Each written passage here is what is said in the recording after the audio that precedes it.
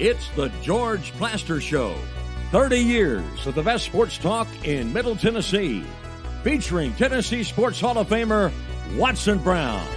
And it's a shame it's taken this long to get an introduction for this Tennessee Sports Hall of Famer, Kelly Holcomb, along with young gun Billy Derrick. And now, here's your host, George Plaster.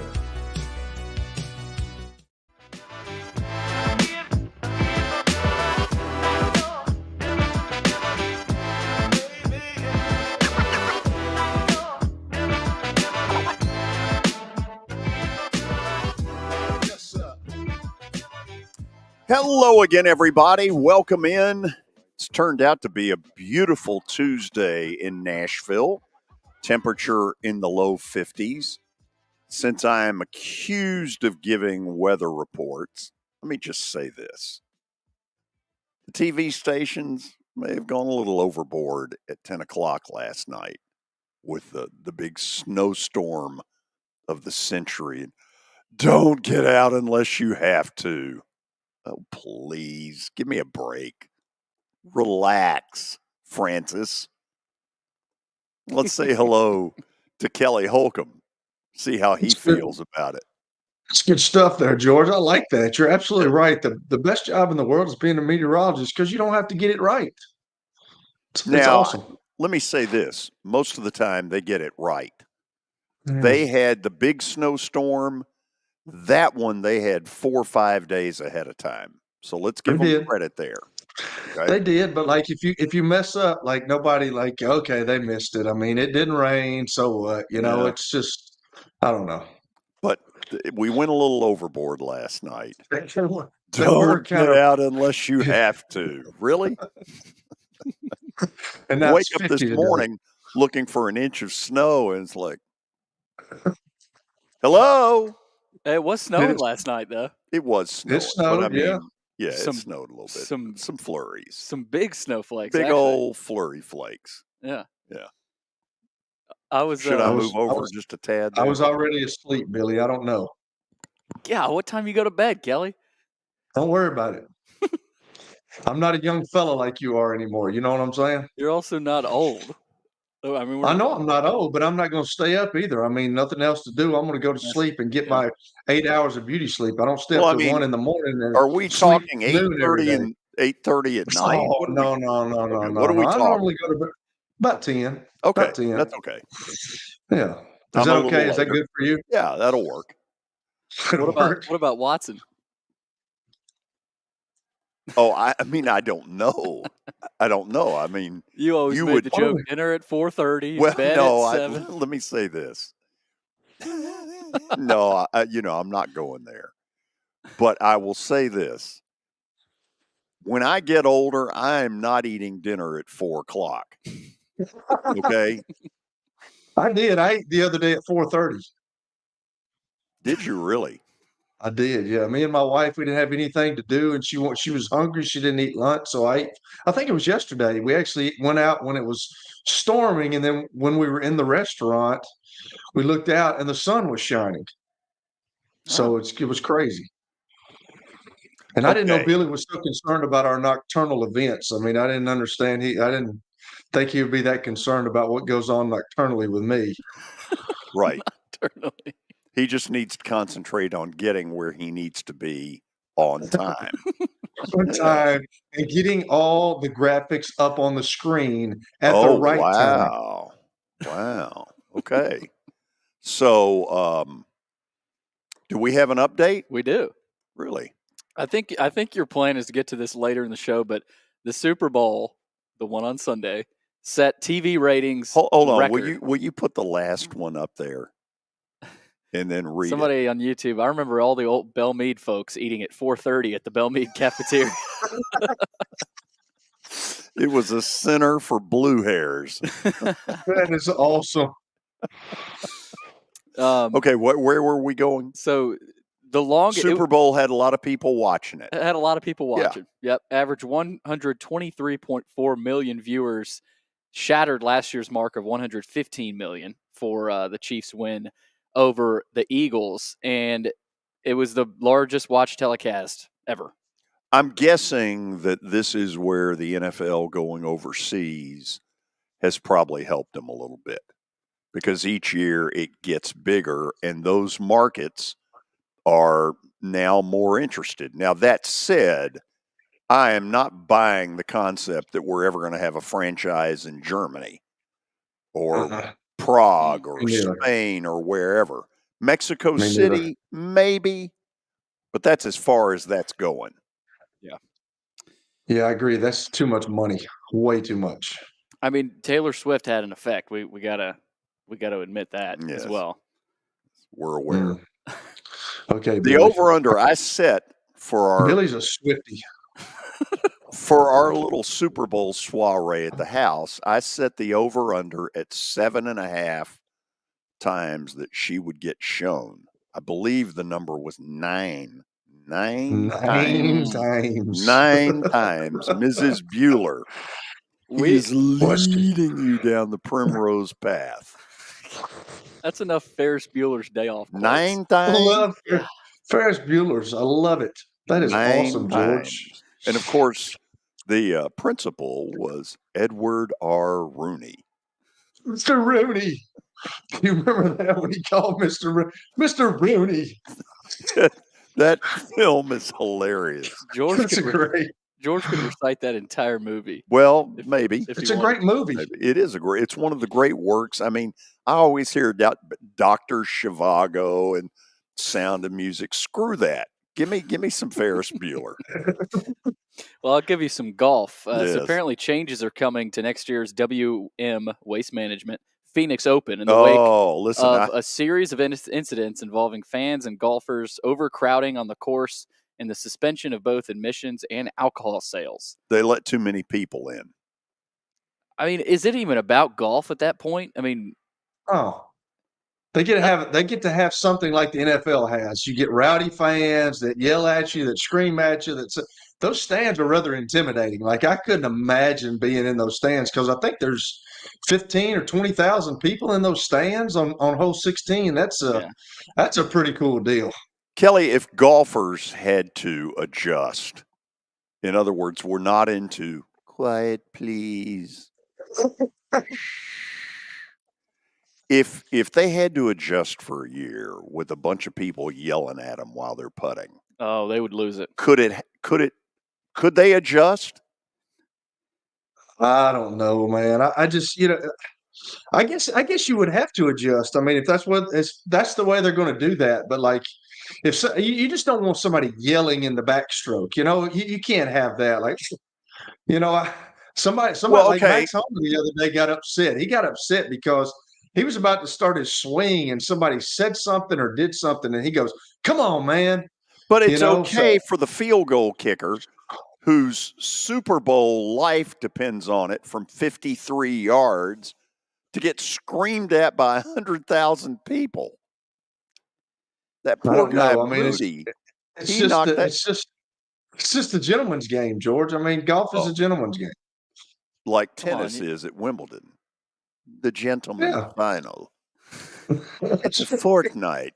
Whatever in the hell a fortnight is, they sure use that term a lot. Do you have anything relevant? I mean, right now your headline is the Phoenix Open. There's not much going on. Oh, sure, George. there is. Sure there is. Okay, what do you got? Preds tonight? Well, as a matter of fact, yes. Vandy tonight? Yeah. Tennessee versus the NCAA? Hold on. Let's one at a time. Preds are home against New Jersey. Why am I having to do the update? Well, I can mute you. You don't need time to talk. Mute him. We're giving you time if you'll come up with an update that has meat on the bone. There's nothing to talk about. In sports? Well, Billy came in the office today 2 minutes till, George. What do you expect? You want me to bring up Jorge Soler and the Giants agreeing to a 3-year deal? That's a good story, given the fact that the guy was Atlanta's World Series hero a couple of years ago. Sure. Well, good for him. Yeah. Good for him. The UFF. It was better for the Braves. The UFL is going to keep their traditional kickoff among inaugural season rules. So they're right there with the Phoenix Open. Yeah, got a lot going on. Okay, Jerry Richmond tells me, go ahead and put it up there. This is educational. Wow. Fortnite is 2 weeks. I didn't know that. And then we have turning off George's mic would be a what? Mutiny. Mutiny. Wow. Big words. Okay, Big words. So what else do you have? Well, I mean, I was going to mention the Preds, also Vandy tonight as well. Tennessee against the NCAA continues. So George, which one are you going to? You going to the Preds game? Yes. Not the Vandy game. No, I am not. Anything changed on that front, George? Which front? The Vandy front? No, I mean, I think we're basically about 4 weeks out from him getting fired. So we're basically in a big old stall period. Yeah, I mean, look, if you took away the name Vandy and you just put the resume over the last 5 years and you said to people that know, what would you do about this? They'd say, you got to make a change. Yeah. I mean, what are they? 6-17. They're 1-9 in the SEC. Yep. I mean, what do you expect? Another thing I've thought about too is if you're Jerry Stackhouse, do you want to come back after a season like this and risking another year potentially like that? I'm not saying he's necessarily a hot commodity right now, but I mean, if you have another year, say he does stay and you have another year similar to this, I don't know. I mean, he certainly doesn't get another college job. I think NBA would probably always be on the table for him. But perhaps I think I mean that could be a big thing too. Maybe the decision at the end of the year is Stackhouse and Candace Lee and the administration sort of mutually agreeing on something, as opposed to he doesn't really have to recruit in the NBA, so that would be a plus for him, I guess. Yeah, that's true. Which I think NBA will always be an option. We got a question on YouTube. Anybody know why Rivera, Torres, and Camateros didn't play at South Carolina? I didn't really watch a ton of it. I watched a little bit of it. If you can figure out his substitution patterns, which I believe end up being whatever little snits he's in, who he's mad at for what, I have no idea. I cannot think with him on substitution pattern, and I don't know anybody else that covers them that really understands it either. No. Elsewhere in college hoops, LSU and Florida tonight at 7:00. Ole Miss is at Kentucky. This is gut check time for Kentucky. This is pressure. There is very little that is pressure like the pressure that Kentucky fans put on that franchise. I will always believe, and this is going back to when I was in college, the 78 Kentucky Wildcats that won it all. Never has an NCAA basketball team played under more pressure than that one. Really? It was absolutely win or your season's a total failure. Yeah. Wow. I mean, you get to March with Kentucky this year. You better you got to make it past the first weekend at least.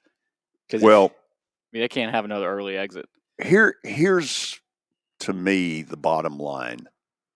Kentucky's better than Gonzaga, or at least they should be.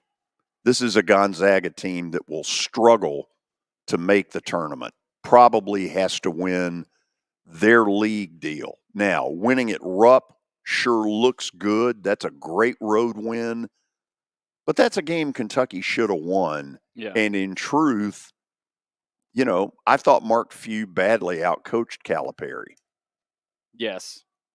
What's going on? I mean, I thought they were kind of up on they were on the up and up.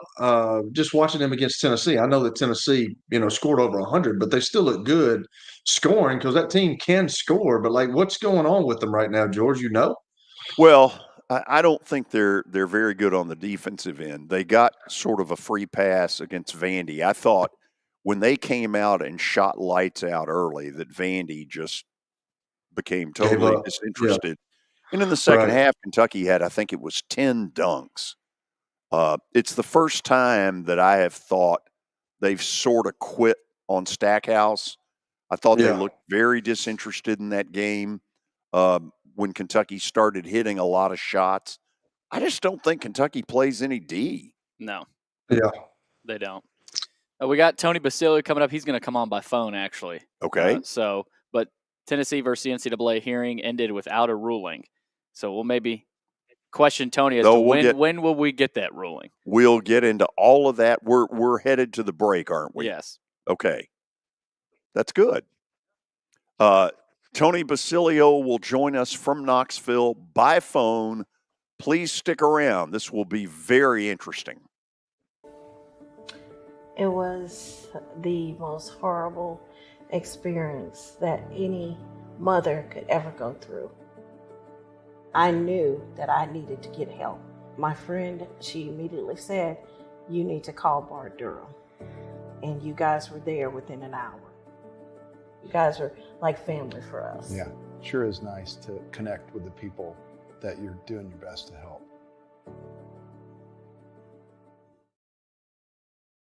As the trusted premier custom home builder in Middle Tennessee, Donnelly Timmons has over 20 years of experience in the industry. Whether you're looking to build your dream home or renovate your current home, their team will ensure that every client and every remodel is unique, luxurious, and completed on time within budget. Founders Dustin Timmons and Joey Donnelly have over 25 years of construction experience in the Nashville area. Together, they have completed projects in Forest Hills, Oak Hill, Green Hills, Franklin, and Brentwood. Dustin and Joey believe that communication is the most important aspect of all construction projects. Therefore, they personally manage each project themselves and are involved in job site activities on a daily basis. Their commitment to quality and integrity has earned them an outstanding reputation among their clients. Contact them to set an appointment for a free consultation or to view some of their completed projects. Give them a call at 615-456-7983 or log on to DonnellyTimmons.com. I'm Watson Brown. I'm Kelly Holcomb. I'm Billy Derrick. We're the George Plaster Show. We've been Nashville's best sports talk for the last 30 years. And you know what? We still are. Catch us live weekdays from 2 to 4 p.m. Central Time in Nashville on YouTube, Twitter, and Facebook. Also, the podcast version is available on Spotify and Apple Podcasts. Looking for more than just awards and trophies? Southern Trophy House is your one-stop solution. For over 60 years, their team has created lasting impressions with a personalized touch. From embroidery to screen-printed apparel to corporate awards, signs, and name badges, they have everything you need to keep your brand shining bright. With their knowledgeable customer service team, you can relax as they create, produce, pack, and ship merchandise and awards on time and on budget. That includes etched crystal awards, custom-cut acrylic, name badges, embroidered Richardson ball caps, banners, screen-printed T-shirts, laser-engraved Yeti cups, and knives. Recognize your hard-working team from Southern Trophy House, where they do their best to help you recognize your best. Located at 2705 Nolensville Pike in Nashville, give them a holler, 615-256-7295. Visit southerntrophy.com. Southern Trophy House, for all your personalization and recognition needs.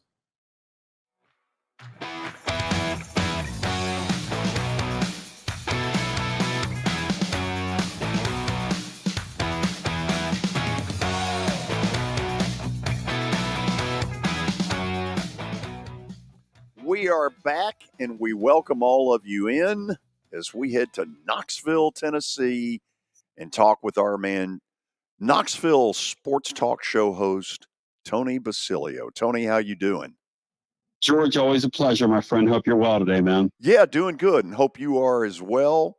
So a week ago, I had this grand plan. We're going to talk basketball, and instead it turned into Tennessee versus the NCAA, which deep down it should have. And so today I have said to myself, start off with NCAA, and then we'll see if we got time for anything else. So given that you are a source of huge knowledge in this, what is the latest? Latest is in the hands of a judge in Greenville, Judge Corker, who my understanding is a pretty fair-minded guy who didn't seem to be extremely impressed with the state of Tennessee and Virginia's case they were making last week when he failed to grant the temporary restraining order. And a lot of people kind of believe that today's hearing sort of went off without a hitch.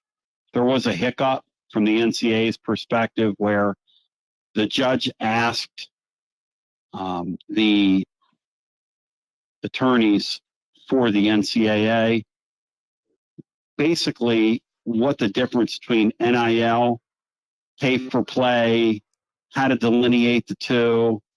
And George, you and I both know there is no difference. But he asked them a in the weeds question, and they basically couldn't answer it because it's unanswerable, because we're playing a game right now, and we're playing a game hardly comprised of semantics. And so we talk in circles when we're those folks. Essentially, this is in the hands of a judge, but there's really two things going on here. The thing to watch from a Tennessee perspective, from a college sports perspective, is not so much whether or not Tennessee and Virginia win this case and are granted. If that happens, and an injunction is granted, hey, great, that's a victory over the NCAA.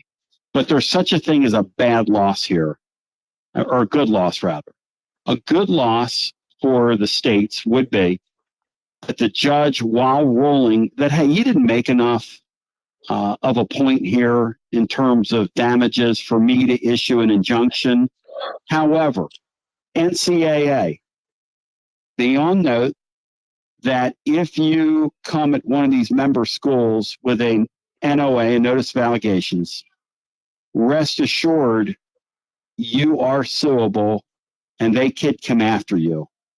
There's a belief that language similar to that is probably going to be in a finding, even if he finds against the state in this little battle, thus signifying, look, you're going to lose the war. So if that's the case, the NCAA they'll have a couple of decisions to make. Let's say they win this battle.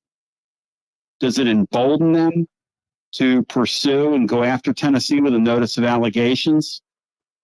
The belief, George, is if the NCAA behaves as a rational actor would, that would not be the case. But you and I both know the NCAA at times does not behave rationally. So it's going to be really interesting to see where this thing goes from here, and what the next step is for each party. So, Tony, help me with this. Am I right that what the NCAA appears to want is a scenario where I'm the recruiter, you're the recruit. I'm saying to you, listen, I want you to commit to Plaster University, and only after you've committed will we have any discussion of NIL kind of stuff. Is that what they're kind of after? It's a really great question. I think they're after keeping up the pretenses of amateurism as best they can. So that would be a great way of framing that, George, I suppose. What's really hard for me to comprehend is how, when you think about what's juxtaposed on social media, so Tennessee's under the gun. Florida State was Florida. Meanwhile, there's a kid at Georgia, quarterback, that just got a $265,000 Lamborghini, and he's flashing it all over social media and splashing it all over social media. George, that is a great point you bring up. In fact, that's what the judge asked the NCAA today. So essentially on the front end, you're telling these kids that they're not allowed to find out their market value from said institution before they commit to said institution. The judge was trying to make sense of that with the NCAA today. Right, it's asinine. And the NCAA did not. Well, the NCAA didn't have a clear answer because there are no clear answers, George. It's absolutely pay for play. I mean, you can call it whatever you want to call it. It is pay for play. It's always been pay for play. It's always going to be pay for play. Now, these universities have found a way around it by calling it name, image, and likeness, because that's initially, if you remember the O'Bannon case and Ramogi Huma and those people that sort of sought all this out, that's how they found their freedom with these guys. But essentially, this is a market-driven marketplace where those deemed as the best with the best goods and services are going to win. It's called capitalism. And you think these coaches, for a second, these coaches talk about, well, we need a salary cap. Do they want to cap on their earnings? If they want to cap on their earnings, I'll listen. But we've got coordinators making close to a couple $1 million in the equation. So I guess the long and short of it is you ask what the NCAA wants. I don't know, George, that they know what they want. I think you just hit the nail on the head. They don't quite know what it is they want. They just know they want something different. Yeah, and in the meantime, let's go back after these cases that are low-hanging fruit. Some of the schools they picked on were a little more out loud about what's going on right now, and I guess that's the big sin. I guess Tennessee's big sin was somebody from the Nico camp talked during his deal, and they recruited him ostentatiously. And, George, they had a 70-minute hearing today. No witnesses were called. I don't know if anything in the last week has changed enough that the states of Virginia and Tennessee are going to be successful in this little battle. However, there's no way in the world, no way, Jerry Stackhouse next year has a better chance of cutting the nets down in a regional final in the NCAA tournament than the NCAA does of succeeding long-term in this deal. It is not going to happen. The question is, how far do they want to go before they walk off a cliff? And from Tennessee's perspective, since all politics are local, and I was going through this on my show today and just trying to explain this to fans. Look, just because you lose this case, I mean you lost anything. You have to look at the opinion, the way it's written. You have to read the verbiage. There is such a thing as a good loss, which the court would cast enough doubt on the NCAA so that they would not go forward and pursue this with Tennessee. The other thing is, if the NCAA decides they're going to issue a notice of allegation, Tennessee would immediately sue them. And then we'd end up back in court, and then we'd end up right back where we are. So, one way or another, the NCAA can't win this deal. It's just a matter of how far do they want to go with this silliness. Let me bring Kelly in because I want him to have a chance before I take up all the good questions, because Tony, he accuses me of that constantly. I just accused you of that one time. That's not all the time. No, it's several times. It's plural. Plural means more than one. I got one thing. So, and you kind of explained it, but like, is that the whole NCAA's? Is that their gripe with Tennessee, was that they used money to get Nico there? Is that the whole deal before they got him on campus Sure. and said, "Hey, here's the NIL deal that we can do"? And that's what I don't understand, where the NCAA is coming from with this, because I'm getting coaches telling me now that when you call a kid, he's wanting to know how much money he's going to get paid before he comes on campus. So, like, I just don't understand where all this is going with the NCAA. It's a great point, right? So I've had assistant coaches like you. They say you go into a kid's house and they look at you and you have your little visit and you talk about your, the way you coach your position, or the way how this youngster, and you look at the family, hey, we're going to take great care of them. And they basically look right at him and go, how much are we getting? Yeah. And the coaches aren't allowed to be involved in that, because we have to act like it's we have to act like we're actually, what we're doing is we're going to sign a name, image, and likeness contract with you, as if it's not pay for play. It's all pay for play. And by the way, that's okay. But we have to couch it and kind of get around it. To be honest with you, nobody knows what the NCAA is accusing Tennessee of, because there is no notice of allegations. So until there's something concrete there with a notice of allegations, see, that's why it was going to be hard for the states to win this case, because what damages are you trying to prove from something that hasn't even occurred yet? See, that made their case extremely difficult to win here. I'm speaking of it like it's past tense, because now it's in the hands of the judges, and many people think the states are going to lose, but eventually the NCAA is going to lose, because this is in a trust to the high heavens. The point I was going to make before, Kelly and George, is that if the NCAA wanted to, they could, if they win this case, okay, they could then just sit there and let Tennessee twist in the wind, not issue them a notice of allegations and NOA, but not tell them either that they're in the clear. Create all kinds of doubt, create all kinds of uncertainty. They're not compelled to tell Tennessee, hey, you're in the clear. They could let it go for several months if they wanted to. Is the judge asking at all, what are the accusations here? No, because the judge, what this is more about, this particular case, is more about the states. They had the burden of proof here to show harm. The judge is looking at the state saying, how are you harmed when they haven't done anything to you? But then the judge opened it up on the NCAA today and said, now, this isn't pay for play, but yet these student athletes are receiving payment, but you don't want them to know how much they're making before they come on these campuses, or when they're making their decisions. We're not allowed to talk dollar figure. He just looked at them and again, the NCAA attorney, hemmed and hawed around it, because it's all circular. I mean, logically, it doesn't make any sense.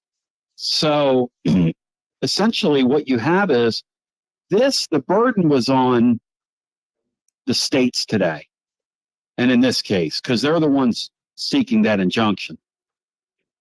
Eventually, when the burden gets on the NCAA, they will not be able to win in a court of law. The only reason they're going to be able to maybe succeed here is that the burden was actually on the states. And it's hard to show damages or potential damages from something that's essentially obtuse.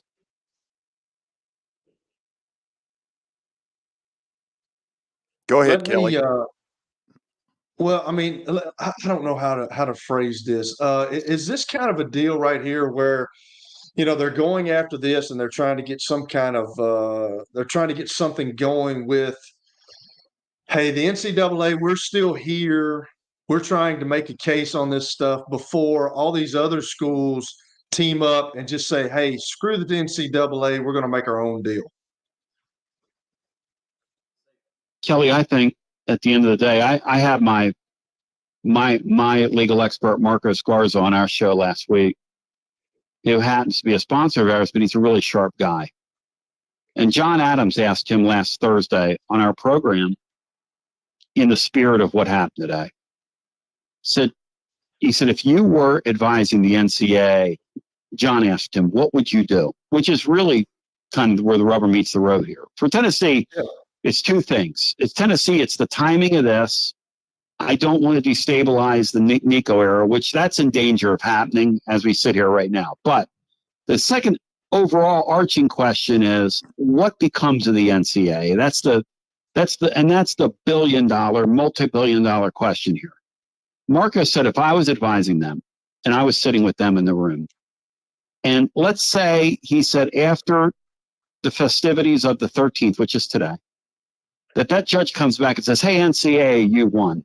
My advice then would be walk away from the Tennessee case, walk away from your other enforcement cases, go to your member schools now and say, look, we want a seat at the table as part of the new solution. And that way you keep your hands and your feet and yourself in it. Because if you continue to go down this path and you're doing something that we all know is unconstitutional, that's not going to hold up in a court of law, you're going to risk, like you said, Kelly, being on the outside looking in. And he said, I would look at my client and say, now what's better? You having a seat at the table for the solution going forward, even though you are comprised of the member institutions. But what's tricky there is Cal Bakersfield, okay, it does not equal the University of Alabama. Tennessee Chattanooga does not equal the University of Tennessee. I mean, these are all member institutions. Okay, that's fine.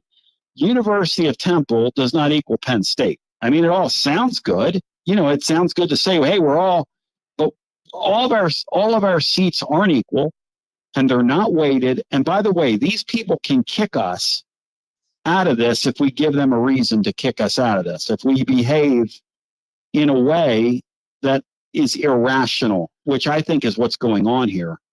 But look, I keep going back to this from a Tennessee perspective. The whole reason we're here is that Philip Fulmer hired Jeremy Pruitt, who was pretty sloppy in his cheating, and Tennessee really didn't get punished for that the way those frustrated law enforcement types at the NCAA feel like they should have been.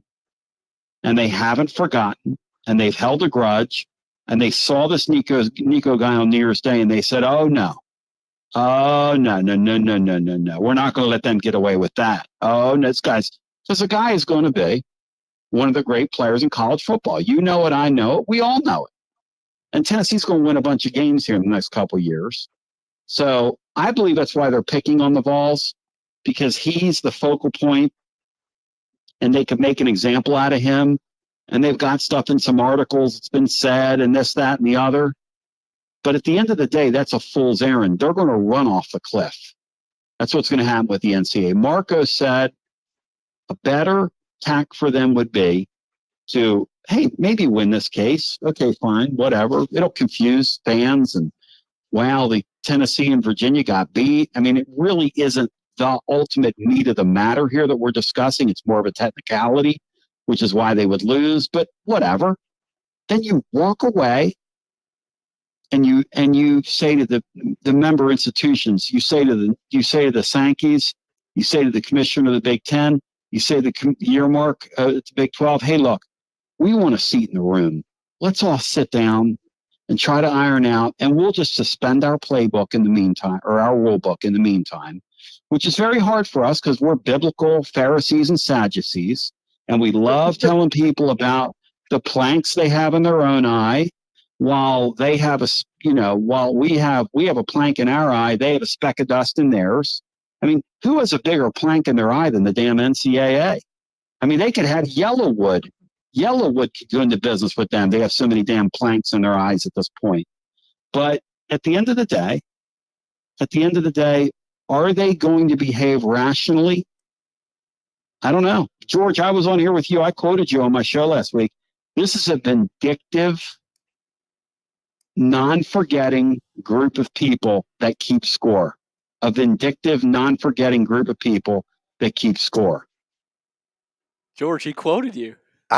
I feel honored, first of all, but secondly, they were so mad at Kentucky that they added an extra year on Cleveland State.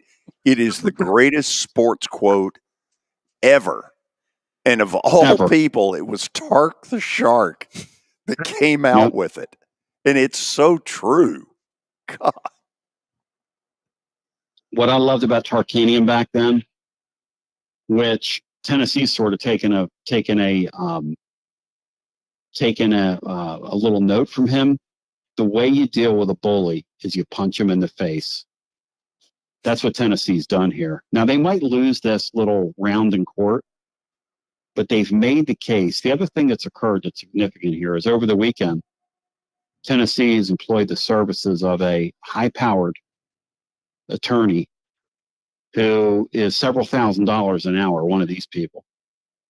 And this guy knows where the bodies are buried with the NCAA, and this would be for their next round. So to me, the signal is there, talking to legal people.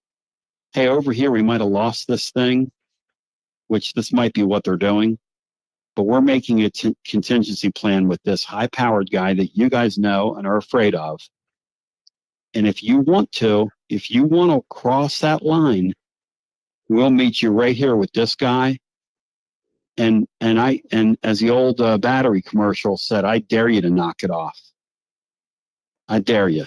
That's kind of where we are right now. We're getting ready to get to a showdown here, no matter what that ruling is, unless the judge comes out and says, NCAA, get out of here, which most people don't think that's going to happen. I don't know enough about it to know. I just trust the people that take me under wing, just like you do. And times like this, the legal people I talk to don't think the state has a strong enough case, the states, to get an injunction, but we'll see what happens. Kelly, anything else on your end on this subject? No, I'm good. Okay. Let me ask this. This seems to be a year, Tony, other than Purdue. I can't think of a game where Purdue got bounced around really good. Houston got ripped around at Kansas. It looked like Tennessee got ripped around at A&M. And I got to admit, I didn't see it. I was at the Preds game. How concerned should a Tennessee fan be over last Saturday? You know, George, I just think it's college basketball. I think when you play games on the road in hostile environments, for whatever reason, unlike its professional counterpart, these teams just have trouble functioning in buildings. I will say, Rick Barnes is highly irate at Texas A&M's head coach, who generally acts like he swallowed a bag of Silver Bells at Christmas season and washed it down with a 6-pack of Jolt Cola on the sidelines to begin with. He looked like he bumped about 6 rails of Coke on top of all that caffeine the other night. He was extra special, insane. Wired. At one point, George, he ran onto the floor during the run of play when the ball was in play coming his way to call a timeout. And Jimmy Dykes doing the game said, that's a technical foul. He said, I've never seen that in my life. I've never seen a coach. He went out past the timeline, George. Wow.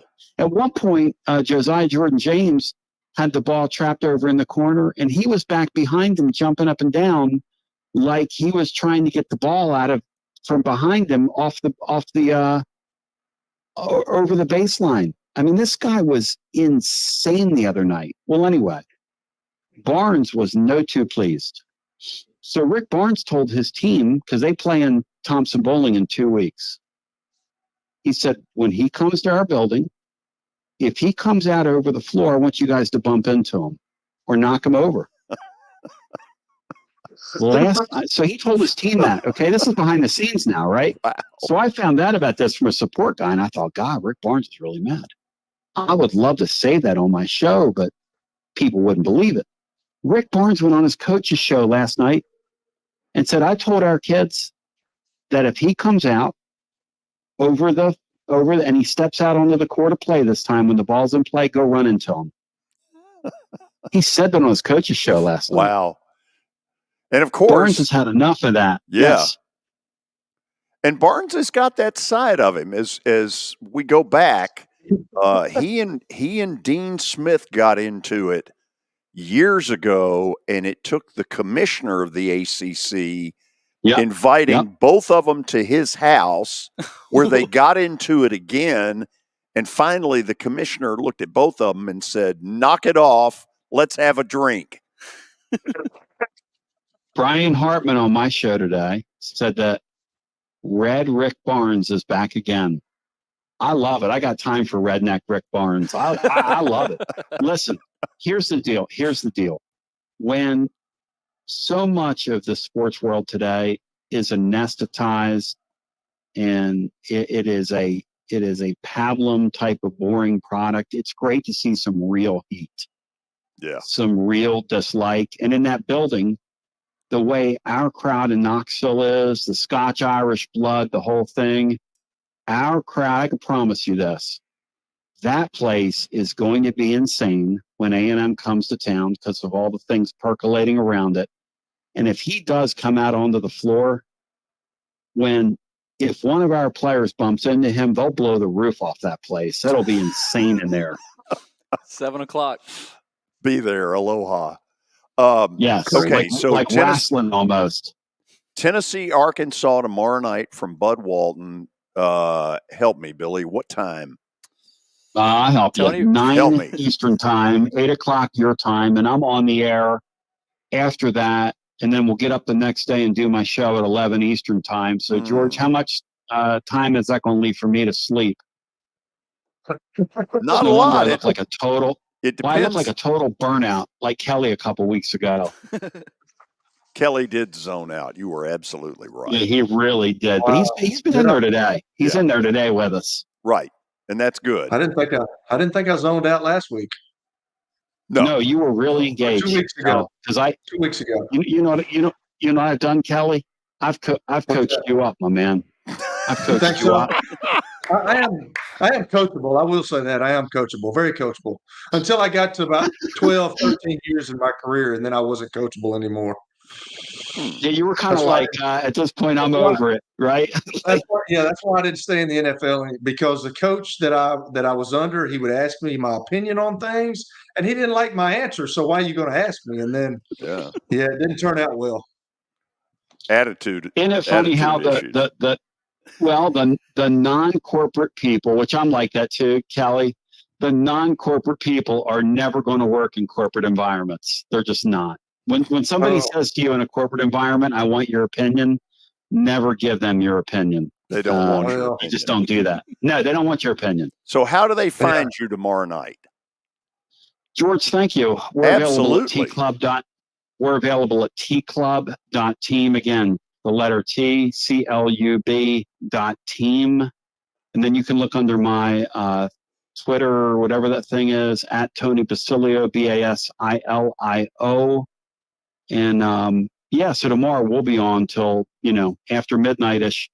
The good thing is for the Vols, they haven't won in that building in 7 tries dating back to 2009. So I guess that's a good thing. Yeah. I don't know. We'll see. Tony, thank you. Take a look at the Preds, man. It's getting down to business. Got the Devils tonight. Oh, I love it. You got to take care of some business for us. And the Flyers are playing better. We're both teams trying to scratch our way into the playoffs. Absolutely. Let's do that. Let's do it. And Billy, it's baseball season, brother. It's baseball season. I'm ready. Can't wait. I got the calendar marked, Tony. Have you mailed? I can't wait. Have you mailed in your resume? Friday. Now, I'll make sure I mail it in before the Tennessee Vandy series. Get that in before tax date. Tony, we open on Friday. I'm excited. That's going to be tough. Is it Houston? No, I think we're down in Dallas, but we're on something called Flow TV, guys. Vandy was in it last year. Good luck with that. Did you watch it on Flow TV? Yeah, it was like $20 maybe for that subscription. I think that's right. Yeah, that's where the rubber meets the road and how big a degenerate you are when you're subscribing to Flow TV. for some college baseball. That's when you know. Yeah. That's when you know you've passed the test. We will run on that. That was a great line. That was. Tony, thank you, you. boys. Take Thanks, care. Tony. All right, bye. See ya. Bye. Oh, he is a piece of work. Flow TV. Flow Sports. Yep, that's what it's called. Flow Sports. It's like Did you pay for that, Billy? I Billy, did last you pay? year. Wow, I'm out on that. You Flow paid TV. $20 to watch 3 games. Good Lord. That's where the rubber meets the road. Yeah. George, We'll that's go to where the break. everything's going, brother. Yeah. We'll go to the break on that, and we'll be back. For over 35 years, Wilson Bank & Trust has been committed to providing customized banking solutions to help individuals, families, and businesses in Tennessee achieve their goals. As your full-service community bank, we are proud to offer loans with competitive rates, local decision-making, and fast, friendly service from our experienced lenders. No matter where you are on your financial journey, Wilson Bank & Trust is ready to help you take the next step. Visit your nearest Wilson Bank & Trust office or online at wilsonbank.com to get started today. Member FDIC, Equal Housing Lender. Over the years, more men have started to seek help for hormone deficiencies and imbalances, and Dr. Jeffrey Lodge and wife Daphne, along with their experienced staff, give men the treatment required to improve their quality of life, improve your immune system, energy level, cognitive function, and more. There's no better time to achieve a healthy lifestyle. What are you waiting for? Give Cool Springs MD a call today for an appointment at 615-486-3458 or visit the website coolspringsmd.com. Hit After Hit has become the baseball store in Tennessee. They have over 1,000 different models of gloves and over 1,500 wood bats. They also have several Iron Mike pitching machines as well as a Hit Tracks machine. If they don't have it, you probably don't need it.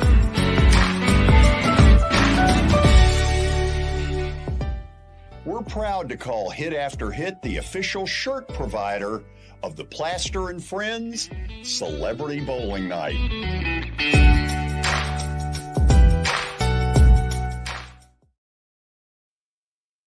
Forget the fact that Sir Speedy Music City is owned by my BGA classmate James Warren. Their work stands on its own merit. James and his staff do incredible work, as evidenced by the huge banners at the Plaster and Friends Celebrity Bowling Night. If you're looking for quality to help your marketing and business communications, and you want it at a reasonable price, these are your folks. Call them at 615-832-9511 or go to print at sirspeedymusiccity.com. And be sure to tell them Plaz sent you.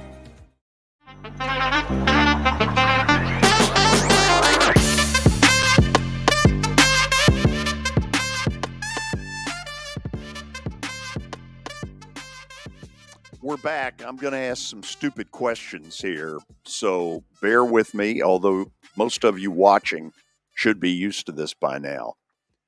What is Virginia's deal in this lawsuit stuff? Why is Virginia in the middle of it? I have no clue, George. I really don't. I don't understand all this stuff with the NCAA that's going on. It just seems like Tony may be right. He may be right about the Jeremy Pruitt deal. I'm just not sure. I just don't understand. Like, why are they trying to get a hold of it right now when they allowed the Wild Wild West to come on? And now, like I said, I have so many guys that tell me, and I just said this, and I hate saying this over, but like when you're getting a recruit now, a big time recruit, he's wanting to know what he's going to get paid before he comes on campus. So like everybody's doing it. So now why are they after the Tennessee Vols? I mean, and y'all may be right. I don't know. I just don't know where all this is coming from. And I think that, as Tony said it, I would tread lightly if I was the NCAA, because that's what's going to happen. All these big power forward conferences now are going to say, hey, screw the NCAA, man. We're the one that's making the money, and we're not going to allow them to tell us what to do anymore. And I would tread lightly if I was the NCAA, because as Tony said, they're not going to win a case in courts. Well, so, yeah. I cite this case constantly. Yeah.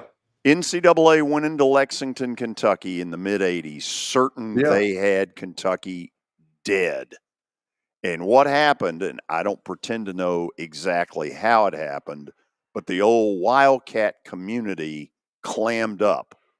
And the NCAA walked out of Lexington with nothing. And it pissed them off. And they were on an absolute rampage when Tark made the comment, they are so mad at Kentucky that they've added an extra year on Cleveland State. Now, what they couldn't have known at that time was that Kentucky, which, around, I guess it was 89, I hope I've got my years straight, when the package opened in midair and all the money flew out, the NCAA got a freebie. They got Kentucky where Kentucky couldn't do anything but say, okay, we're going to fall on the sword and we're going to go hire the squeakiest clean image we can find to say to the NCAA, we are repenting. And that ultimately came to C.M. Newton. That's how C.M. Newton left Vandy as basketball coach to go to Kentucky as athletic director. Kelly, the day that Coach Newton had been fairly open throughout the process that he was talking to Kentucky. I can remember a civic club where a friend of mine called afterwards and said he admitted he may be going there. And I called him and I said, did you really say this? And he said, I invited you to come to this thing and you said no, so to hell, which was classic Coach Newton. But that's really what happened in that deal. And I had a friend who had played basketball at Kentucky right around that time who gave me some great info on the level of clam up that the Lexington community engaged in when the NCAA went in there. Nobody would spill the beans.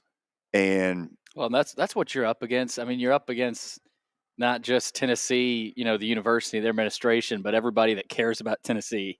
Absolutely. You're not going to win that. You're just not. Now, what we don't know right now, since they have not really come out with here's your penalty, here's what you have done wrong. It feels like what they want is to get Nico declared ineligible to play at Tennessee, where he has to go somewhere else. And I think Tennessee knows that really is what they're after. How this plays out, I have no idea. But thanks for allowing me to share the history of Lexington, Kentucky before Taylor Barnette steps to the microphones. He does a really good job of that stuff, though. I mean, it's all pay for play, George. And like, how are you've allowed this Pandora's box to open up? How do you get it back? I mean, I don't understand how you get it back. You can, and every coach, every team in the country right now with that NIL stuff is doing the exact same thing. They're promising kids something, promising them a starting job, promising them money. We can do this for you. We can get this for you. We can get you a call. We can do all this. Everybody's doing it. So it's just a bunch of BS to me. The level of tampering that is going on right now, and I'm not just talking about coaches tampering with players on other teams. Listen, there is no telling what's going on in the handshake lines where one player will stop another and say, by the way, I've been told to tell you that we may have an interest in you. File that one away. File that in your ditty bag. That's how it's all going to happen, man. You got two kids that you're recruiting. One of them comes to your school. The other one goes there. Well, you know that coach is going to ask that kid that came to his school, how's your buddy, man? Is he still liking it there? He's not playing much. Is everything good? Why don't you give him a call?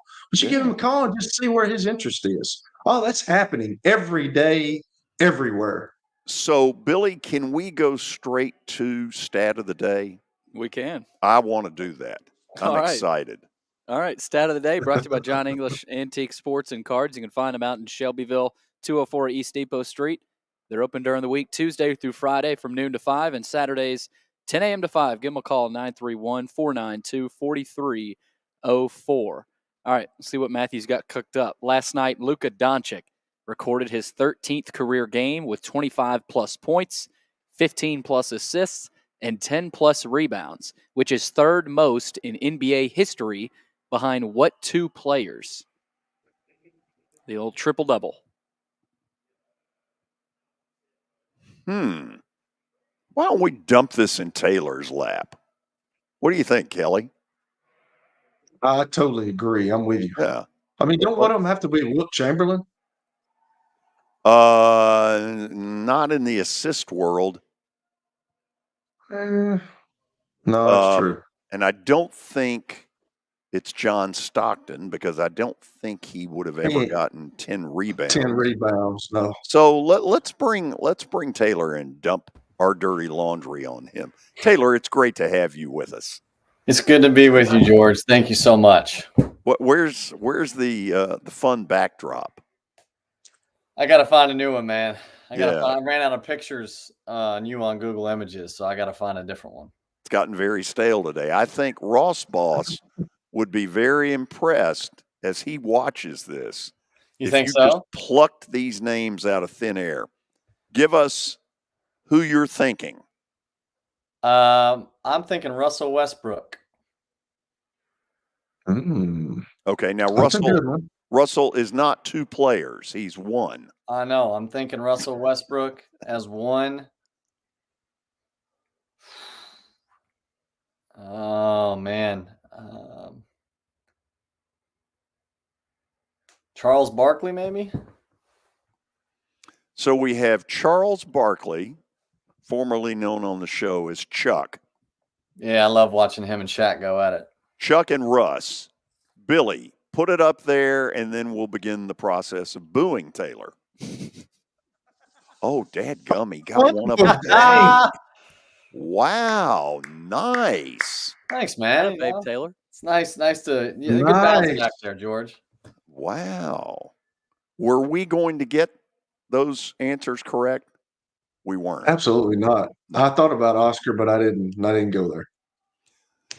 So, Taylor Barnette is a Lexington, Kentucky native who, if I do my math right, was not even born when the NCAA came to town. Everybody clammed up. You ever heard much about it? No, not really, honestly. I wasn't born yet. I heard you talking 80s before I came on the show. Mid 80s. Yeah. So no, honestly, no, I haven't heard a whole lot about it. Yeah, I wasn't alive then, and people weren't talking about it when I was old enough to talk about it, really. So going back even farther before that, I believe that the 78 national title team that my buddy Kyle Macy was on had more pressure applied to it than any team that has ever won the NCAA tournament. There's a pressure that gets applied in that city around that school, the likes of which I have never seen. Right now, it feels like the pressure has really gotten ratcheted up on this program. These people can't handle losing at home. They're citing really bad defense. They believe they're getting out-coached in certain scenarios. Thus, the Ole Miss Kentucky game tonight, which I happen to think Kentucky will win, but if they don't, Taylor, you know the level of crap that's coming. Yeah, it's a hard job because there's such a focus on it. I mean, in Lexington, Kentucky basketball is the number one thing. Growing up there, you feel that, and so there is a ton of pressure. It's not easy, and I think the harder thing is winning a basketball game, just one game. I mean, people don't understand what it takes to just win one game. It's hard. We see this in every conference. I mean, teams are just beating each other up. I think Kentucky, they're super talented. I think it's maybe the best offensive team that Coach Calipari has had in quite some time. But like you mentioned, it's defensively that they continue to go in the wrong direction. You check KenPom stats, and their defensive ranking just continues to get a little bit worse. And I think that's a product of having a really young team.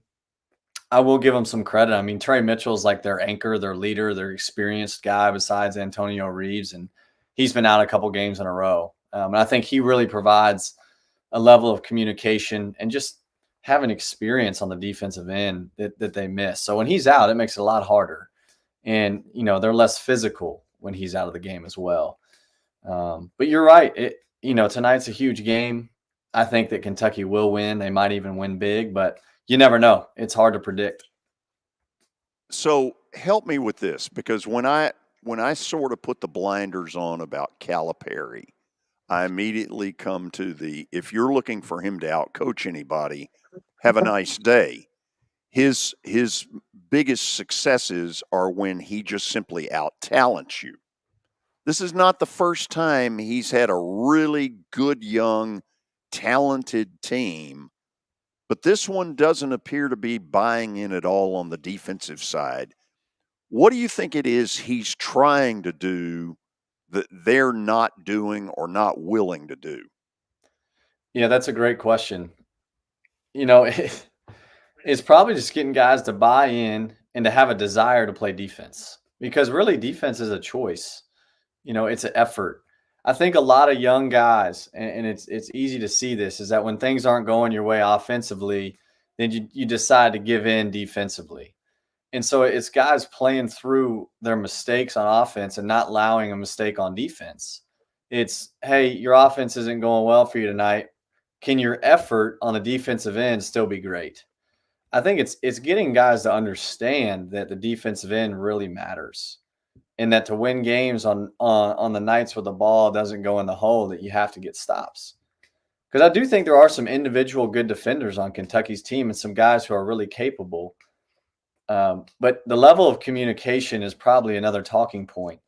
If you watch Kentucky, they try to switch a lot of stuff, and sometimes there's switches that are miscommunicated, and it really hurts them. And then guarding the ball. I mean, guarding the ball is, I don't care what defense you play, like, guys have to be able to guard the ball. You can't just give up straight line drives. You give up straight line drives and give the other team as many paint touches as they want, it's going to be hard to win games. So I think there's an emphasis on communication. There's an emphasis on guarding the ball. And there's an emphasis on, like, hey, just because things maybe aren't going your way tonight offensively or playing time or whatever, get outside of yourself and give it all you got on the defensive end, because that's a choice. Okay, I'm guessing here, and if I've guessed wrong, let me know, that you, like me, saw the Kentucky-Gonzaga game. Mm-hmm. I went into the game having seen Gonzaga 4 or 5 times, and I've classified them as this is one of their worst teams in this great run. This is a club that may have to win their league title. For God's sakes, they may have to beat the San Diego Toreros, to get in. That's a little jab at that league, Taylor, which I don't think is a very strong league. Clearly. But I watched the game, and truthfully, other than about a 5-minute period to start the second half, Gonzaga could get any shot they wanted. Ball reversal would lead to wide open threes. If they wanted to go inside to one of their 2 big men, they could simply go right at Kentucky's bigs and win the battle. And I'm sitting there asking myself, what am I missing here? How is it that a team that clearly is going to the NCAA tournament, Kentucky's right now, Lenardi has them as a 6 seed. How is it that their only real hope in that game was just simply Gonzaga to miss? Yeah, that's a great question. I think that they definitely did pick on them inside. I didn't see a whole lot of fight from Kentucky to front the post. I remember one play, I think maybe it was Antonio Reeves just getting buried in the post. And it's like those moments are the ones you got to dig in and fight to front the post, fight to keep the ball in front of you. Gonzaga's really good, though. I mean, like, they're ranked like 19th in KenPom. It's not like yeah, maybe it's their down year, but let's be honest, like they're ranked top 10 every single year. And they've got experience. And those two big, Anton Watson, I think it's Graham Ike. I mean, those two guys are really good players, and they're really experienced. So why are they in this position where they've got to win their league tournament to get in if they're that good? Yeah, I don't know. I mean, I think that win at Kentucky says a lot. You never know what the committee's going to do at the end of the day. I'd be shocked if they leave Gonzaga out if they don't win their tournament. But hey, you never know. But I mean, I think Gonzaga is going to do what Gonzaga does, and they're gonna run that league for the rest of the year. And I wouldn't be one bit surprised if they win their conference tournament. Yeah. Okay. Take a look, Billy. Let's show the SEC stats right now of the 7 schools that at the moment have better than 500 records in the league. These are the 7. And over on the right is where Lunardi has these teams seated. So look at old South Carolina sitting there at the top spot right now. Taylor, am I to believe that South Carolina will roar into March like this, or do you think they're going to hit a road bump? Great question. I think everybody's been thinking, oh, they'll hit a road bump at some point. And it's like it hasn't happened yet. So, I mean, do I think they're going to win the rest of their games? No. But I think that they're a really good team, and they've proven that. You know, it's interesting, the NCAA net rankings actually has South Carolina the worst of that group. They're ranked 45th in the net. And, so I think I think this team actually has a chip on their shoulder. They still have something to prove. And that's fueling their fire right now. I think they play hard and they play together. And it's a team filled with guys that like really want to win. And you can tell that. And they play with passion. And I love that about their team. Kelly, say hello to Lexington native Taylor Barnette. Hey, what's up, man? How you doing? Good, man. What's going on? I don't know. Hey, I got a question, and this is probably a stupid question for me. I'm not very smart a lot of times, but let me just ask you this. And we're talking about Kentucky, and this kind of goes along with the NIL, the transfer portal, and I feel as though it's kind of like a societal deal where we're just not as tough as we used to be. Everybody's gotten a little soft. And Calipari gets all these great kids, these great recruits, these great scorers. But nowadays, we talk about defense, and they just do not want to play defense. And is that not like what a lot of coaches are running into nowadays, man? Like, and if you say something to them, hey, I'll just transfer. Is that kind of what's happening here? Like, you've got guys, and you said it, like defense is about desire. Rebounding is about desire. Rebounding is like Dennis Rodman. Didn't want to score, but he had the desire to go get the ball. But are you seeing, do you think we're seeing kids nowadays that, all this AAU stuff? And Kobe Bryant talked about it before he passed away about how AAU is killing basketball. And that's why you've got all these kids coming from overseas because they understand the fundamentals. And when you go to AAU, it's all about scoring. And nobody wants to be selfless and play defense. Is that kind of the era we're in right now? Yeah, that's a really interesting question and an interesting perspective. I think that there's absolutely some truth to that. I think it's a very broad topic, and I think that is why you have to be so particular in who you recruit and in your evaluations. I think another layer of this is, and I've noticed this, that kids these days love to do like individual workouts more than they do play the game, it feels like. And, for some reason, as our society goes on, it feels like things could become more and more individualized. But basketball is not an individual sport, and I think to get better, you really have to play. And if you want to play, you got to love the game and love to compete. And I think the hard thing about college hoops is there's going to be bumps and bruises, and your body's not going to feel very good a lot of the time throughout the season. And it's like there's a difference between an injury and then you have something that's kind of nagging. You're like a couple bruises along the way. And those tough dudes, man, they just play through some of those bruises and are committed to their teammates, and they're selfless, like you said. So I do think that, part of basketball is scoring the basketball. So it's really important. You got to outscore your opponent. It's just those nights the ball doesn't go in, can you rely on your defense? I don't think it's that Kentucky players don't want to play defense. I think they're still figuring out how to. I think they're still figuring out, like, how do I do this with somebody else? How do I communicate at a high level? I think that's a huge adjustment to make. George, you'll like this. Billy, if you put him on the screen, Coach Donnelly used to say, "Are you hurt or are you injured, son? Which one is it?" Yep. Because if you just hurt, get your butt back out there on the field, son. So, yeah, and I tell my kids this all the time, and I told my daughter this too. Like, you can have all them individual lessons you want to, but really, it's about putting the ball in the basket, and it's about when the lights come on. You can do all these individual lessons when you want to. When the lights come on and you're up there and you got to sink 2 free throws just to stay in the game, you got to be willing to do that. And I think, this is more of a comment than a question, but I think that's absolutely where everything is going, man. All these parents want to get their kids in these individual lessons. They want to think they're the next Larry Bird. And guess what? Little Johnny just is not very good, and that's why right now I don't want to be a head coach. Everybody says, I think I'd be a pretty good head coach. But I just don't want to have to tell mommy and daddy that little Johnny's not that good. He can be part of something. It's cool if he wants to be part of something, but he's just never going to play here. He can be part of this, but he's just not good enough. Mine already knew it. They didn't need to be told. True. So who is the best team in the country right now, Taylor? Who do you think? Like, is there any really consistent team? It looks like UConn and Purdue are the 2 really consistent ball clubs right now. Yeah, I think Purdue, everybody always asks the question, are they good enough? I know they can't rely on Edey. Do they have the guards? I think they've proven that they do. I think UConn is really good. They have the longest winning streak in the country. I think it's at 12 now.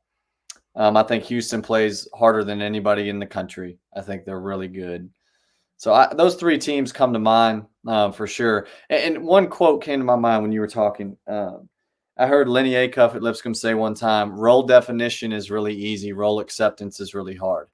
And I think the best teams out there have role acceptors. And, that's what's really hard today, I feel like, is to get guys to buy into their role, because they have everybody outside telling them, hey, if you're not in this role, then you're not going to make it to the league, or you're not going to do this, you're not going to do that. So it's really important what voice these kids are listening to. And as you accept your role and you stay maybe in the spot that you're at and you do really well at your role, well, then your role is going to increase over time. And so I think that's a message that's kind of maybe getting thrown out the window a little bit. So this will be my last question. You talked about Lenny Acuff. He had a big injury the other day with Darian Boyd. I think he messed up his ACL, if I'm not mistaken. How do they replace him, man? Because he can score the basketball. He's thick. He can score the basketball. Will's been scoring the basketball. But how do you, he's been injured a little bit, but he's out now. So how do you overcompensate for that? It's tough. He's a really good player. He's super talented. That team's ceiling is higher when he's on the floor. He can really shoot. He can really score. He's had really big moments for them this year. So but if I know anything about that team and that program over there, is that they stick together. And so at this point in the season, they're together. Those dudes are connected, and they're going to play the way they play, which is out of concepts. They know how to play. They don't just run stuff. They know how to play. And so they've got to continue to use that to their advantage. It just dawned on me, 2nd week in a row you've had a sport coat. Yeah, I got a stat of the day. I got a trivia question of the day for you, George. Really? Let's go outside the sports realm. I had a meeting in Hodgenville, Kentucky today. What is significant about Hodgenville, Kentucky? They have liquor by the drink. No, that's not it. That is the birthplace of Abraham Lincoln. Is it really? Wow. It is. Okay. And in his early childhood years, he also grew up on a creek called Knob Creek. Oh, wow. There you go. He was an 11 seed and rose to be our president. That's right. I got one more for you. Oh, here we go. No. This is basketball. Okay. I can't get all that deep the way you were trying to. I don't know what that has to do with the sport coat 2 weeks I had in a meeting, had a business meeting in meeting. Yeah. Oh, okay. Yeah. So how far is that from here? 2 hours. Wow. Did you drive it or private plane? I drove. Okay. So about the time I'm starting to buy into Kansas, they get trounced. Well, hold on. They ripped Houston. They beat Baylor. And so last night, plaster bet of the day, take Kansas plus the 2.5 at Texas Tech. Now, I knew what I was getting into, that Texas Tech would treat it as a civil war. It's the first time that building's been full since the Alamo. I mean, they don't fill that place very often. Texas Tech's better than people know and shot out of their mind when it mattered. Is it more going on the road 2 nights later after beating Baylor, or is it more that they don't have any depth because they got clobbered? That league is brutal. That league has 10 teams, I believe, inside the top 35 in the NCAA net rankings as we speak. That league is tough. Tough environment, tough road environments, quick turnarounds. And I do think there is something to the depth. But I also think that, like, maybe here's a perspective we could look at it through. They have Hunter Dickinson, who is an amazing inside post player. But their guard play is not as good as Purdue's. And their shooting is not as good. So I question their ability to score the ball at a high level. Those dudes are always going to play hard. Bill Self has them playing hard every year, and they're really good. But I question their shooting ability, their depth a little bit, and I don't think that just because you have Hunter Dickinson that you can go deep in the tournament and win a national championship. And I think DeJuan Harris is an amazing point guard. But I don't think that he has the ability to get in the lane and spray and play as much as he's had in the years past because of the shooting they've had in the past. I don't see that from them as much this year. Okay. Don't be so sure of Purdue yet. Hey, I'm just going off on what I've seen. There's evidence out there. Yeah, great. Do it in March. Don't be a Purdue hater, man. But no, I'm not being a hater. What I'm telling you is that group brings a little mental baggage to the table come March. Yeah, we miss a couple. I do believe in their guards, though. I really do. I do too. And I hope this time they are able to get through that, because if they don't, you're going to hear about it. You a little chilly today, George? A little chilly in here. You know, you've got hockey rinks on both sides. Yeah. And so if you're wondering, you're there we go. Free shirt. Free. Yeah, no doubt. Yeah. Taylor, great having you on. Always great to be here. That didn't feel sincere, George, but we'll talk about it. Give Ross Boss my very best. And that was sincere. Yeah, I know for sure. See ya. See ya. He's good. Taylor Barnette brings a lot of good stuff to the table. And we got breaking news, George. Oh, do we have a sounder to go with it? No, we don't. Oh. Well. The Pac-12 has formally begun the process of separating from Commissioner George Kliavkoff. Formally, hold on, say that again. The Pac-12 has formally begun the process of separating from Commissioner George Kliavkoff. Formally, George, you're no longer commish. In other words, he's been fired. His time has expired. He has been terminated. I wonder if they're just going to. Why are we using all this British stuff? Formally begun the process. I wonder if they're the Pac-12 is dissolving, so who cares? Well, that's what I'm going to say. I wonder if they just promote the Mountain West commissioner. Well, that could happen. And just merge it. What they are doing is blaming him. Yeah, absolutely. That's exactly what they're doing. This is called a scapegoat. Welcome to the blame game. That's great. I can't take the heat, so it's going to be on you. Read us that again. The Pac-12 has formally begun the process of separating from George Kliavkoff. So does that mean he's been told?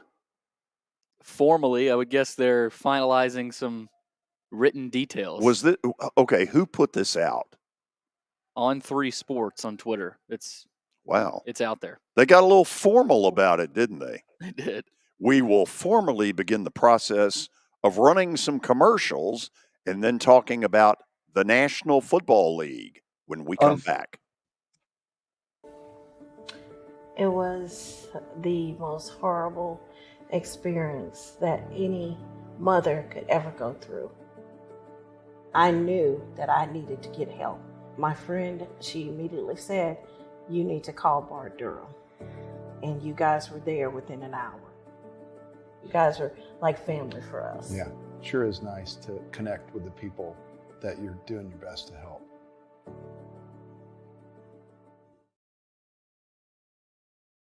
As the trusted premier custom home builder in Middle Tennessee, Donnelly Timmons has over 20 years of experience in the industry. Whether you're looking to build your dream home or renovate your current home, their team will ensure that every client and every remodel is unique, luxurious, and completed on time within budget. Founders Dustin Timmons and Joey Donnelly have over 25 years of construction experience in the Nashville area. Together, they have completed projects in Forest Hills, Oak Hill, Green Hills, Franklin, and Brentwood. Dustin and Joey believe that communication is the most important aspect of all construction projects. Therefore, they personally manage each project themselves and are involved in job site activities on a daily basis. Their commitment to quality and integrity has earned them an outstanding reputation among their clients. Contact them to set an appointment for a free consultation or to view some of their completed projects. Give them a call at 615-456-7983 or log on to DonnellyTimmons.com. The George Plaster Show is Nashville's best sports talk, 2 to 4 p.m. Monday through Friday on Twitter, Facebook, and YouTube. There's a podcast version available on Spotify and Apple Podcast. Looking for more than just awards and trophies? Southern Trophy House is your one-stop solution. For over 60 years, their team has created lasting impressions with a personalized touch. From embroidery to screen-printed apparel to corporate awards, signs, and name badges, they have everything you need to keep your brand shining bright. With their knowledgeable customer service team, you can relax as they create, produce, pack, and ship merchandise and awards on time and on budget. That includes etched crystal awards, custom-cut acrylic, name badges, embroidered Richardson ball caps, banners, screen-printed T-shirts, laser-engraved Yeti cups, and knives. Recognize your hard-working team from Southern Trophy House, where they do their best to help you recognize your best. Located at 2705 Nolensville Pike in Nashville, give them a holler, 615-256-7295. Visit southerntrophy.com. Southern Trophy House, for all your personalization and recognition needs.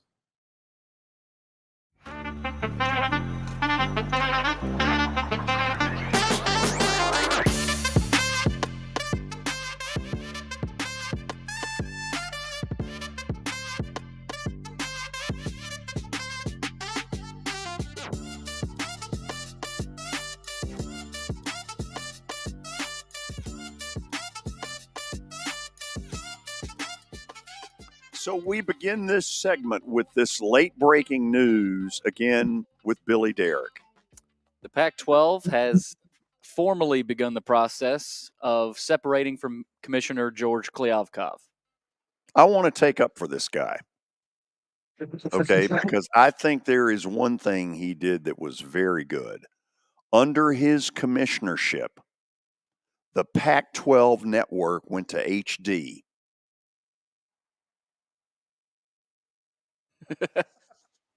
That's a good line. Until that point, the production quality and value of the Pac-12 network was just slightly ahead of this show. It's like a year and a half too late for this formally getting rid of him. Is that not correct? I mean, he allowed that thing to implode. Who knows? I'm not sure it was his fault. But it's called being a scapegoat. Bill Walton still calls it the Conference of Champions. It's not a conference.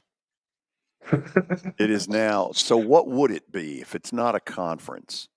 The Mountain West? Well, it could be that. Well, plus they got some of the Big 12 too. They got Arizona State. I would call it a gathering of few. Okay, want to get to some NFL stuff? Sure. Okay. The rumors are out there about the Steelers. Yesterday, they got rid of Mitchell Trubisky. I think it's fair to say that that particular experiment didn't work. Yeah. And now, this is an easy rumor. Any moron could make this one up. Arthur Smith, former Titan offensive coordinator, goes to Pittsburgh as their OC. So it's easy to hook him and Ryan Tannehill up and say, this isn't obvious. If you're Pittsburgh, the suspects that are out there are Tannehill, Russell Wilson. There might be Geno Smith. There might not be. And the same might be said for the guy in Chicago, Justin Fields. Yeah. If you had your choice in that group, who would you want and why? It depends on what you think of Kenny Pickett. Don't you think, George? Like, if you're thinking that he is your quarterback of the future, then Ryan Tannehill is no doubt the one you want to go to. But if you're thinking about those other guys, maybe Geno Smith fits under that. But Justin Fields, if you're going after him, he's going to want to start. Russell Wilson obviously has been a starter for a long time and played really well, won a Super Bowl, probably should have won another one if they'd have run the ball. But I mean, I think it's what you want. Like, Russell Wilson's going to come in there and he's going to be the starter. Would you not think? I mean, Ryan Tannehill, I don't know what Ryan Tannehill, we talked about it. Does he want to, does he have a problem being in the league and being a backup? Obviously not if they're thinking about him, but I think he would be the perfect guy as being the filler for if Kenny Pickett doesn't work out. I thought they would give the Mason Rudolph kid maybe is that his name? Mason Rudolph, I'm told, wants out of there. Oh, does he? Okay. Yes. Well, I can understand that. Absolutely, because the way he played, he won 3 games in a row. He was 3-1 as a starter last year and hadn't played in a long time. And I thought he looked very good. And I figured they would give him the opportunity to start this year with the way that he played. I mean, the guys got behind him. They rallied around him. They played well. He went to Baltimore. Of course, they weren't playing all their guys, but they had to win a game. I thought they would give him a shot, but if they're not, then obviously I can understand why he's leaving. So if that's the case, then Ryan Tannehill, I think, is the perfect guy to come in there and back up Kenny Pickett. And if you need Ryan Tannehill, he's there. I don't think that's what they're doing. First of all, would you not admit that the likelihood is that they have soured some on Kenny Pickett, whether right or wrong? I would. Soured.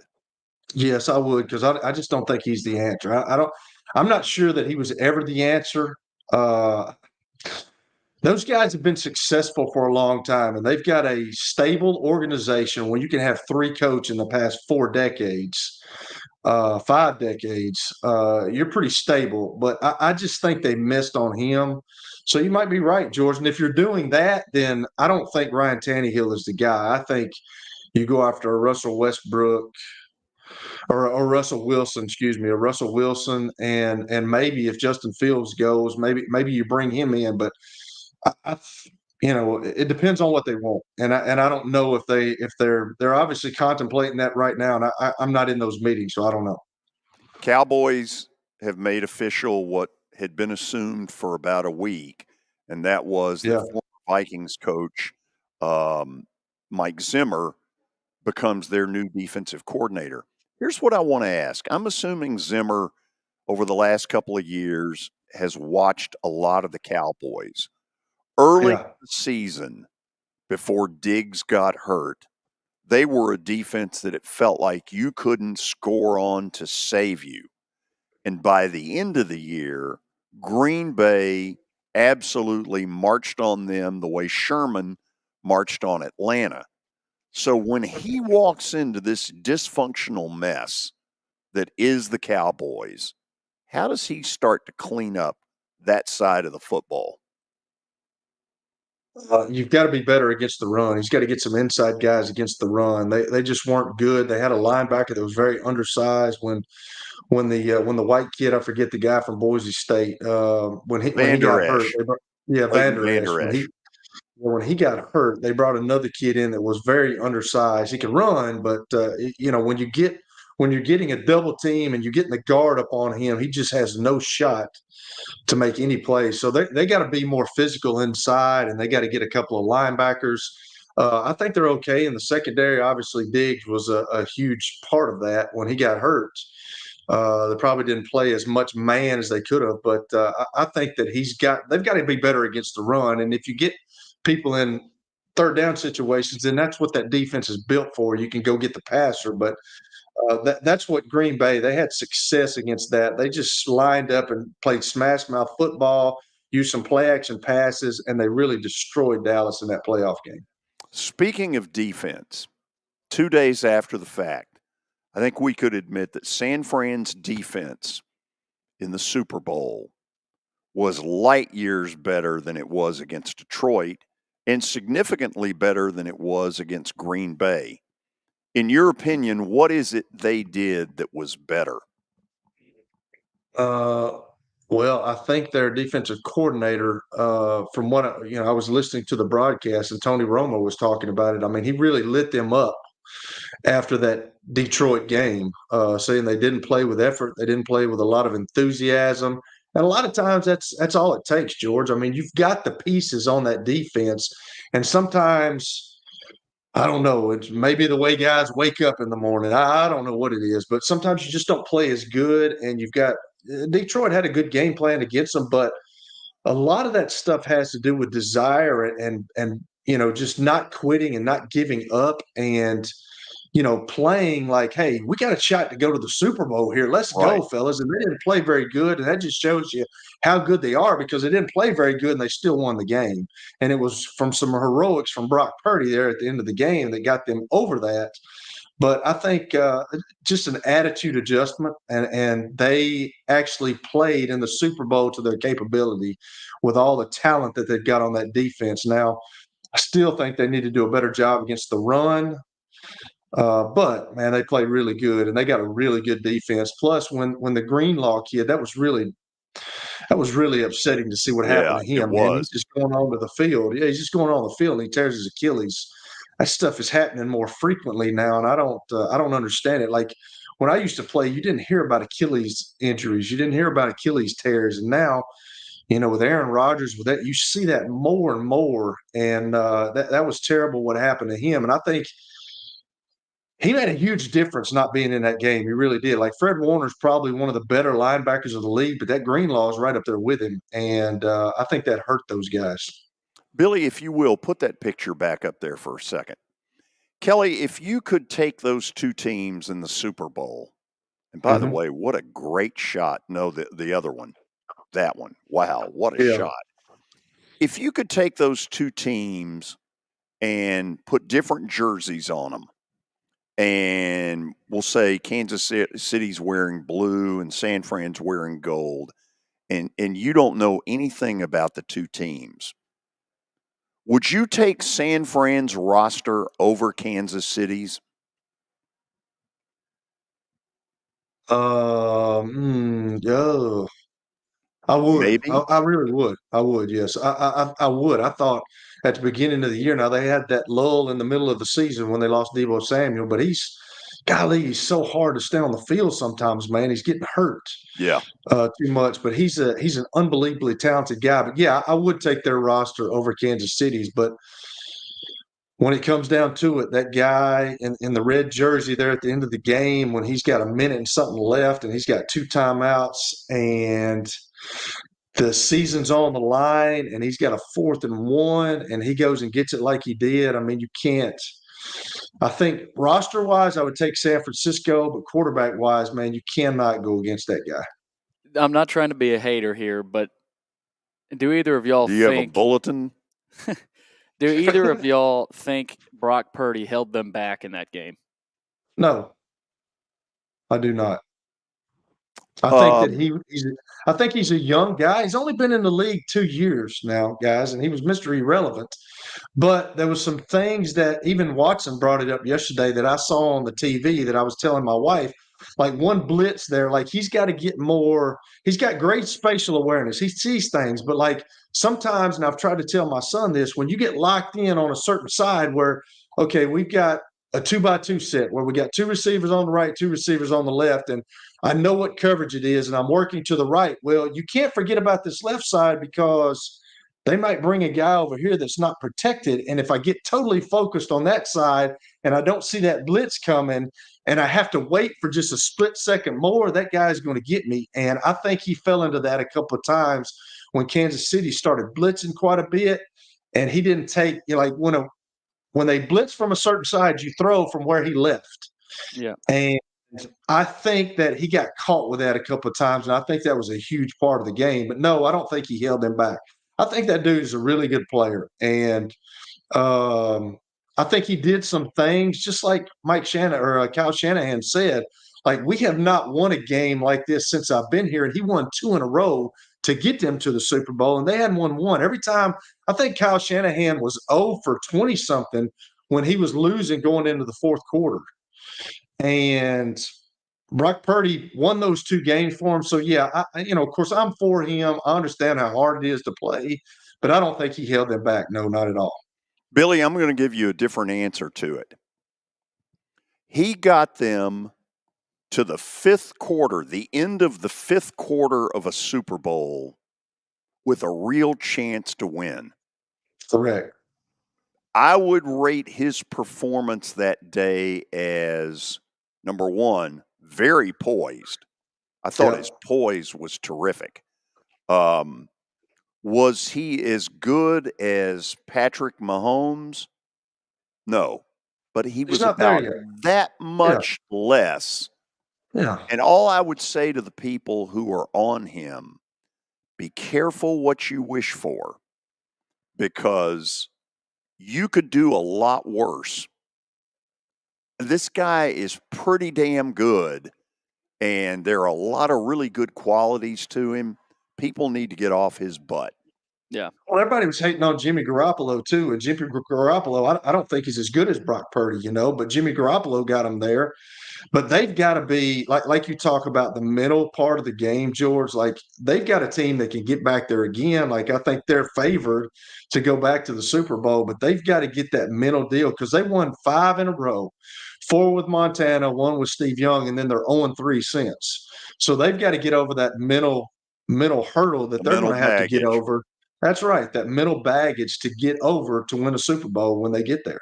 Now, on Garoppolo, it doesn't make him look good that the Raiders appear to want to move on from him. Yeah. That does not make him look good. Yeah, the injuries are catching up with him, and I've always thought he was a really good quarterback. Of course, y'all know I'm going to take up for quarterbacks because I understand how hard it is. But right now, I think the injuries have bothered him, and he's just not the same guy that he was. And I guess the only thing with Purdy, he ran the ball really well in the conference championship game. He only had 3 carries for 12 yards. And again, that KC defense. In this Super Bowl, I think it's because Kansas City's defensive ends, instead of running past him and creating the open lane, I think they made a real effort to say, you are stuck in this pocket. You ain't getting out. Because he wants to do that a little bit, and they just they didn't let him. And I think they didn't let him. They took that element away. And that's what San Fran did. That's what San Fran did to Patrick Mahomes. They tried to not let him get up in the pocket. They stayed on his upfield shoulder, and they wouldn't let him step up and then go out. Yeah. Absolutely. It wasn't outside. It was up the middle, really. Bosa, like Watson talked about, got lost there. Okay, want to go plaster bet of the day? Let's do it.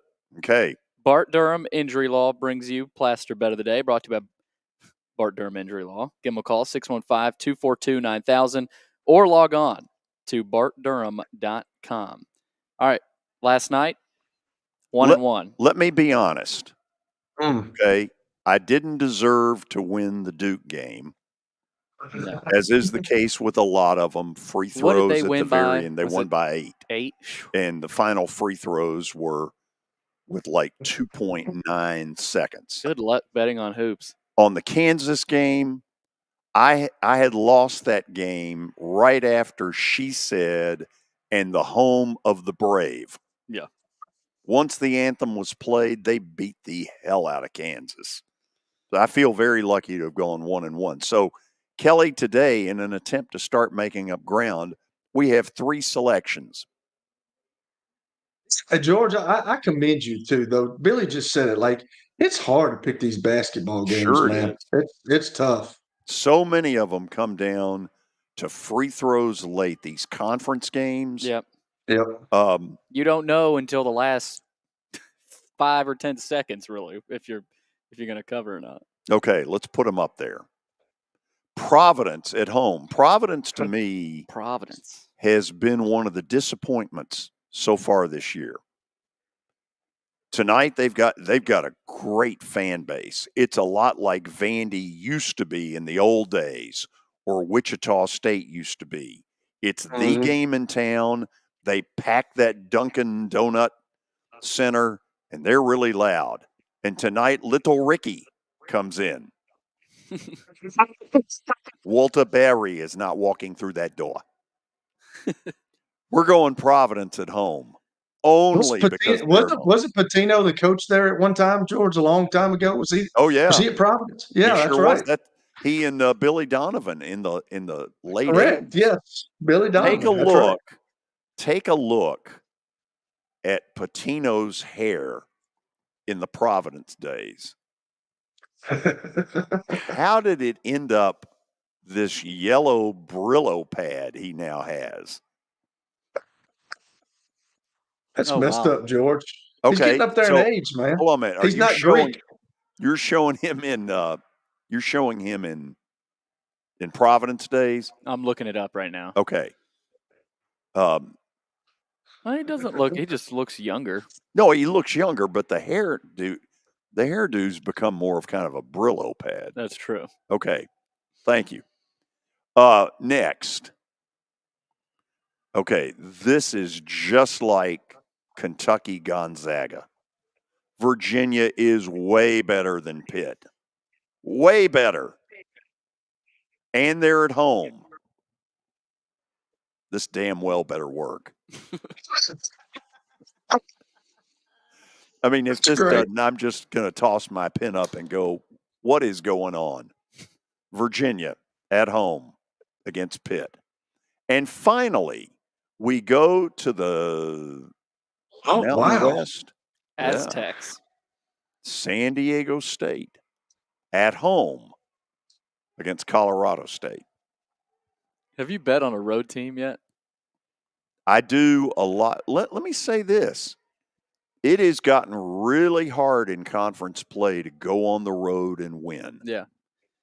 For instance, what do you think the SEC, since conference play started, what do you think is the record for road teams? Not good. Under 5 wins, it's got to be. No, it's not that bad? No, I don't think so. Tennessee alone's won 2 or 3. Okay. Kentucky's won a couple. But bad. Yeah, it's not good. It's just hard to win on the road in conference play. So tonight we've got 3 home games, 3 home teams. Kelly, I intend to be at least 2-1. Okay. And reporting progress. We'll see. And I wanted to pass this on for Pogie. He texted me. He was trying to invite me to something because it's his last broadcast that's coming up Friday, and I can't go. Okay. But he wanted me to pass this on and says, tell George that he is now the oldest daily sports talk show host in Nashville. So there you go. Pogu. Pogie. Leave it to him to say that. Wow. He did. Wanted me to tell you that, so I got to keep what I'm thinking to myself. Okay, tomorrow, who knows what's coming? We'll have some reaction to the Preds game against the Devils and a lot more than that, whatever that means. Be with us. Until then, aloha. See ya. Behave, Billy. I'll try.